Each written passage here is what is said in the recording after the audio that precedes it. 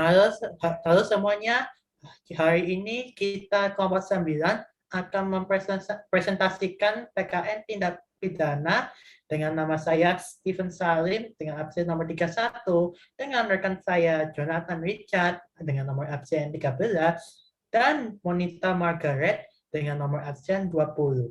Dan selanjutnya.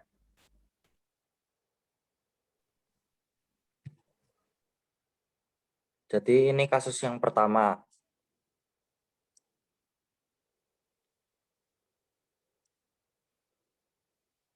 Kasus pertama ini yaitu tentang pelajar aksi vandalisme di Tanah Abang yang terancam denda 225.000. Jadi kasus yang terjadi adalah kasus vandalisme yang melibatkan 4 orang siswa alumni SMPN 72 Jakarta yang mencoret underpass Tanah Abang. Kasus ini terjadi di hari Senin, tanggal 3 Februari 2020 pada jam 4 sore. Pelakunya adalah 4 orang siswa alumni SMPN 72 Jakarta. Korbannya adalah masyarakat umum yang tidak nyaman menggunakan fasilitas underpass Tanah Abang akibat fasilitas tersebut dicoret-coret oleh pelaku. Pelanggaran serupa pernah terjadi juga di Indonesia. Bahkan bisa dibilang sering terjadi selain di underpass Tanah Abang. Pelanggaran tersebut terjadi karena munculnya ide jahil dan iseng yang berbuah kenakalan ketika para pelaku berkumpul. Perbuatan pelaku dikategorikan melanggar pasal 498 sampai 502 KUHP tentang pelanggaran keamanan bagi barang karena mereka mencoret-coret pada underpass Tanah Abang yang dapat dikategorikan sebagai aksi vandalisme yang melanggar pasal 489 ayat 1 KUHP. Pelanggaran pidana ringan pasal 489 ayat 1 KUHP tentang kenakalan terhadap orang atau barang yang dapat menimbulkan bahaya, kerugian, atau kerusakan dengan denda Rp225.000.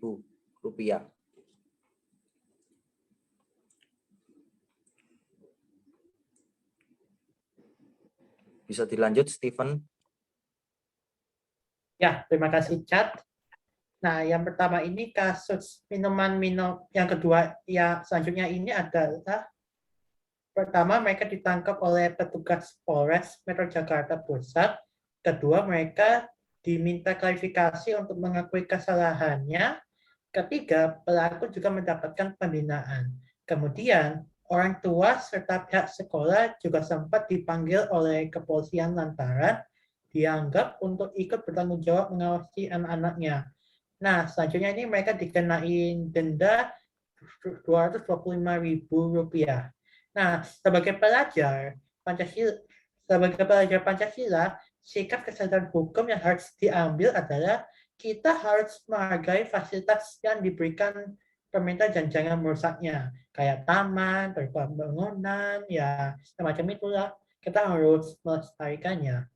Nah, sekarang saya akan membahas kasus kedua, yaitu kasus minum-minuman keras di tempat umum dan dapat mengganggu ketertiban umum oleh beberapa warga yang sedang berkumpul dan reuni. Nah, kasus ini terjadi pada 31 Mei 2017, kayak 4 tahun yang lalu. Nah, pelakunya ini ada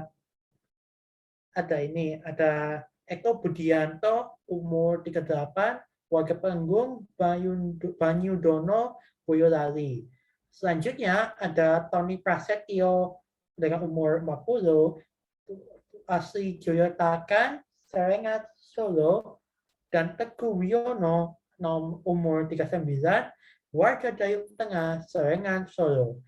Nah, korbannya ini adalah masyarakat yang tidak nyaman terhadap tingkah pelaku yang meminum minuman keras sehingga mereka melapor ke polisi.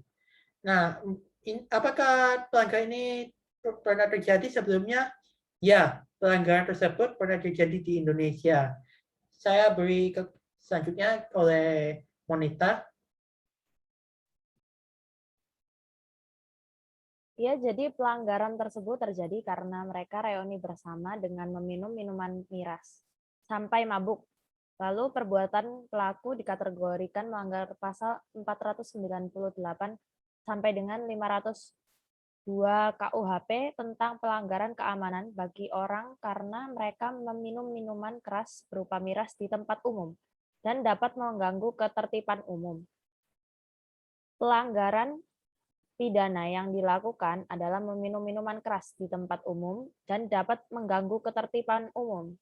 Dan dengan sanksi ketiga pelaku dikenai tindak pidana ringan.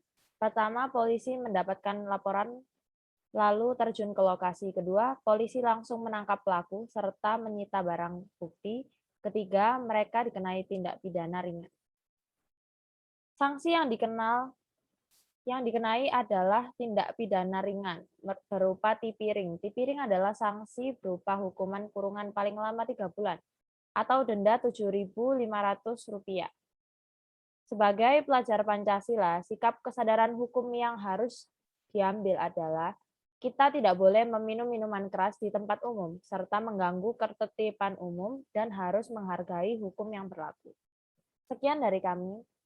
Terima kasih.